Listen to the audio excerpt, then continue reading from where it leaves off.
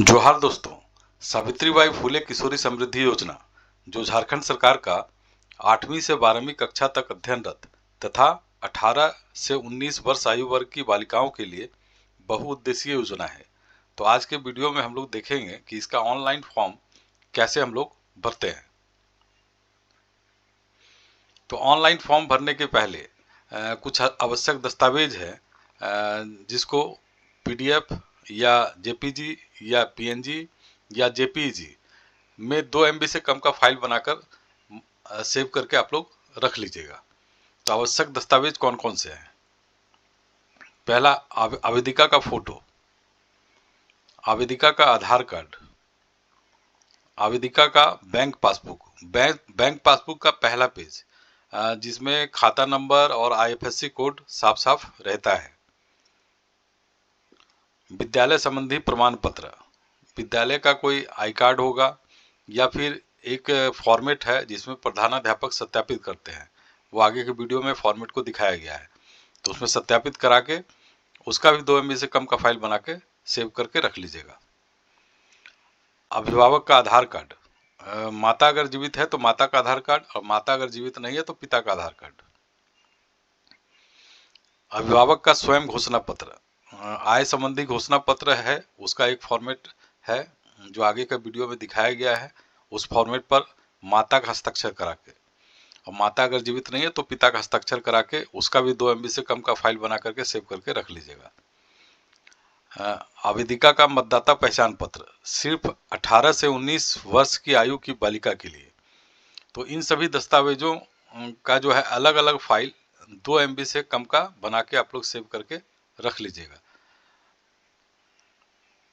ये फॉर्मेट है जिसको प्रधानाध्यापक सत्यापित करके देते हैं कि बालिका का नाम क्या है, वो किस कक्षा में पढ़ रही है, तो इसको सत्यापित करके देते हैं।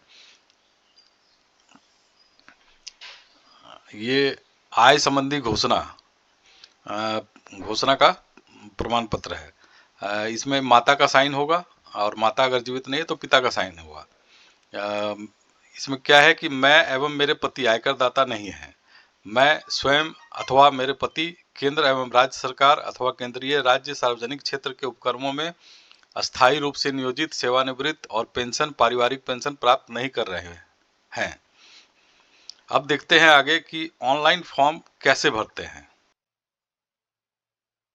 सावित्रीबाई फूले किशोरी समृद्धि योजना का ऑनलाइन फॉर्म भरना बहुत ही आसान है।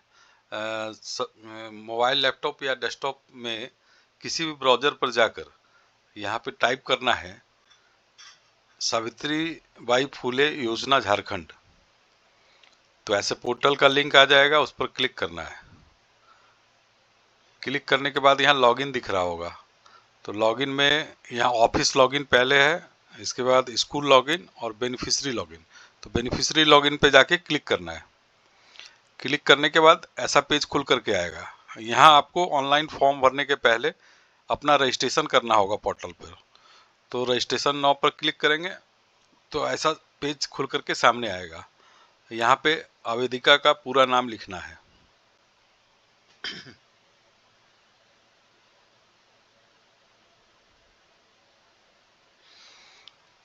नाम लिखने के बाद मोबाइल संख्या यहाँ पे दर्ज करना है।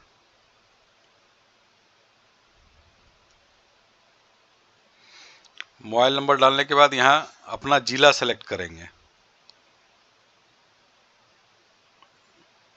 यहाँ कुछ सिक्योरिटी क्वेश्चन आएगा, उसको सेलेक्ट करके उसका जवाब यहाँ पे लिखना है, यहाँ आंसर देना है। यहाँ एक और सिक्योरिटी क्वेश्चन है, इसको भी सेलेक्ट करेंगे और इसका भी आंसर यहाँ लिखेंगे।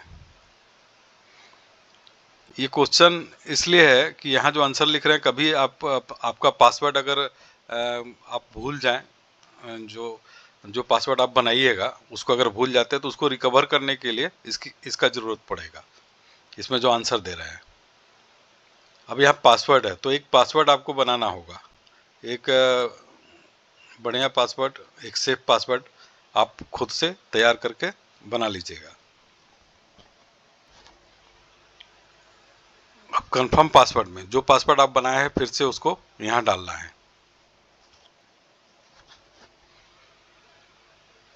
अब रजिस्टर करें, यहाँ पे लिखा हुआ है, यहाँ पे क्लिक करेंगे तो यूज़र रजिस्टर्ड सक्सेसफुली, तो आपका रजिस्ट्रेशन हो गया है पोर्टल पर और आपका आईडी पासवर्ड भी तैयार हो गया है। अब यहाँ पे अपना आईडी पासवर्ड डाल करके लॉगिन करना है। तो आईडी आपका मोबाइल नंबर है, मोबाइल नंबर यहाँ डालेंगे और यहाँ पासवर्ड जो आपने पासवर्ड तैयार किया है, बनाया है, उसको यहाँ डालेंगे। इसके बाद कैप्चा यहाँ डालेंगे, कैप्चा डाल के लॉगिन करेंगे तो आप ऐसे इस पेज पर पहुँच जाते हैं। अब यहाँ पर इस पेज में अप्लाई ऑनलाइन दिख रहा होगा, इस पर क्लिक करेंगे तो यहाँ अप्लाई का ऑप्शन आ जाता है, इस पर क्लिक करेंगे तो ऐसे पात्रता का पेज खुल करके आएगा। इसको एक बार पढ़ लेंगे और यहाँ पे सिलेक्ट करके इसमें लिखा हुआ है कि मैं एतद द्वारा घोषणा करती हूँ कि मैंने उपरोक्त जानकारी को भली प्रकार पढ़कर समझ लिया है एवं मैं सभी शर्तों को पूर्ण करती हूँ। इसको एक्सेप्ट कर लेंगे तो ऑनलाइन फॉर्म का पहला पेज खुल करके सामने आएगा। अब उसको भरना है तो यहाँ पे पहला चीज़ है कि वित्तीय वर्ष 2024-2025, तो 2024-25 के लिए ही आप आवेदन कर रहे हैं, इसलिए इसको ऐसे ही रहने दीजिएगा, इसमें कोई बदलाव नहीं करिएगा। इसके बाद यहाँ लाभुक का वर्ग का चयन करना है, कक्षा का, तो चयन करेंगे। इसके बाद लाभुक का नाम, तो नाम डाल देंगे।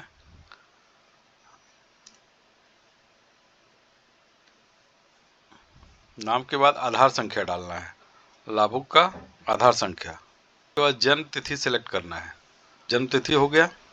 अब क्या लाभुक दिव्यांग है, हाँ या नहीं, तो हम नहीं भर रहे हैं, आप अपने अनुसार भरिएगा। माता का नाम, तो यहाँ पे माता का नाम भरना है, माता का नाम भर देंगे। पिता का नाम, लाभुक के पिता का नाम। अब मोबाइल नंबर जो आपने रजिस्ट्रेशन के समय डाला था वही नंबर यहाँ खुद से आ जाता है, तो इसको नहीं भरना है, ये ऐसे ही रहेगा। अब कोटि का चयन करना है, आपकी जाति जो है वो किस कोटि में आती है, SC ST OBC general PBTG minority, तो सेलेक्ट कर लीजिएगा आपकी जाति जिसमें आती होगी वो कोटि भर देंगे। क्या लाभुक विवाहित है, तो अविवाहित भरेंगे। क्या लाभुक की माता जीवित है, हाँ, तो माता का आधार नंबर यहाँ पे डालना है। और अगर माता जीवित नहीं है तो क्या लाभुक के पिता जीवित हैं, तो हाँ, तो पिता का आधार नंबर डालना होगा।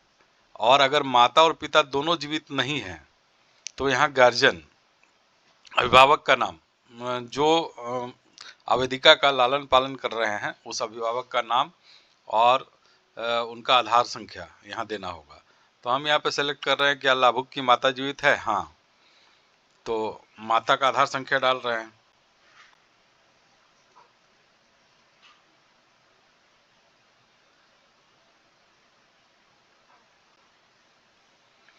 अब है क्या लाभुक के माता पिता राज्य केंद्र सरकार में अस्थायी रूप से नियोजित सेवानिवृत्त पेंशन पारिवारिक पेंशन प्राप्त करने वाले हैं तथा लाभुक के माता पिता आयकर दाता हैं, तो नहीं।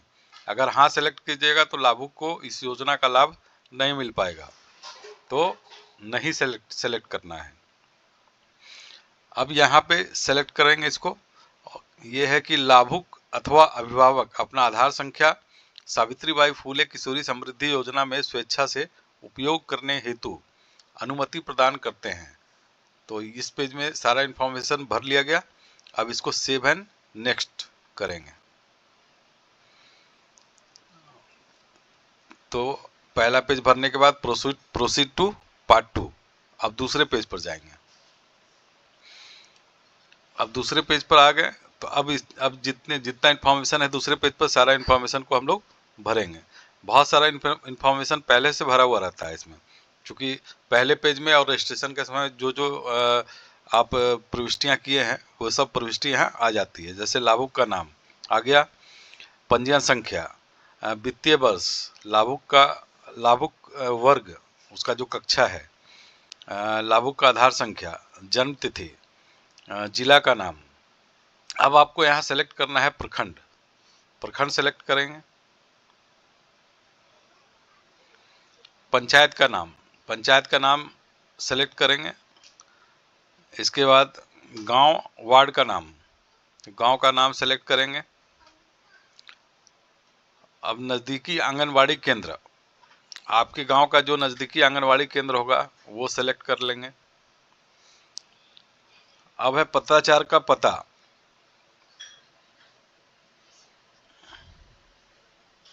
तो पत्राचार का पता यहाँ पे डालेंगे।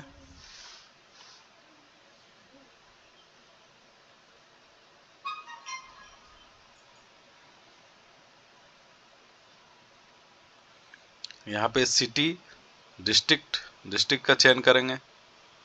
आपका जो जिला होगा वो आप अपने अनुसार डालिएगा। स्टेट झारखंड, पिन कोड यहाँ डाल देंगे। तो पत्राचार का पता हो गया। अब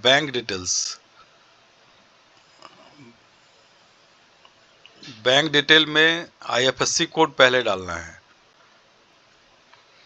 आईएफएससी कोड डालते ही सारा बैंक का नाम, बैंक का शाखा, आईएफएससी कोड इतना खुद से आ जाता है।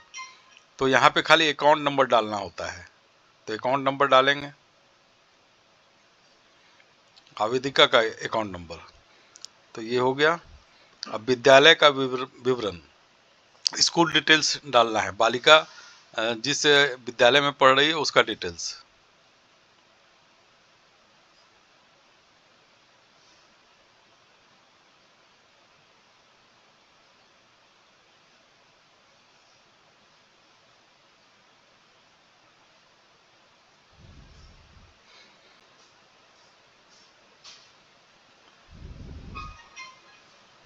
सेक्शन,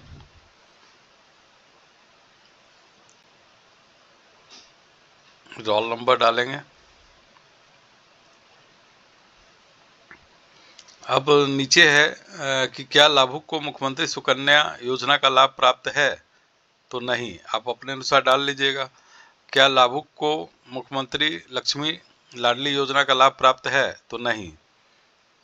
अब दूसरा पेज भी भरा गया, तो आप इस पर सेव एंड नेक्स्ट पर जाके क्लिक करेंगे। तो अब दूसरा पेज भराने के बाद गो टू डॉक्यूमेंट्स अपलोड। अब जो आप लोग डॉक्यूमेंट 2 MB से कम का बना के फाइल रखे थे, उसको इस पेज पे जाके अपलोड करना है। तो ये पेज खुल करके आ गया। अब सारा डॉक्यूमेंट्स हम लोग बारी बारी से इसमें अपलोड कर देंगे। तो पहले क्या है, आवेदिका का फोटो। तो चलिए चूज कर लेते हैं फाइल को और यहाँ अपलोड कर देते हैं। तो फोटो अपलोडेड सक्सेसफुली। अब बैंक पासबुक, इसका भी फाइल चूज कर लेते हैं और इसको भी अपलोड कर देते हैं। ये भी सक्सेसफुली अपलोड हो गया। अब आवेदिका का आधार, इसको भी चूज कर लेते हैं फाइल को, इसको भी अपलोड कर देते हैं। ये भी सक्सेसफुली अपलोड हो गया। अब विद्यालय संबंधी प्रमाण पत्र, इसको चूज करेंगे, इसको भी अपलोड कर देंगे।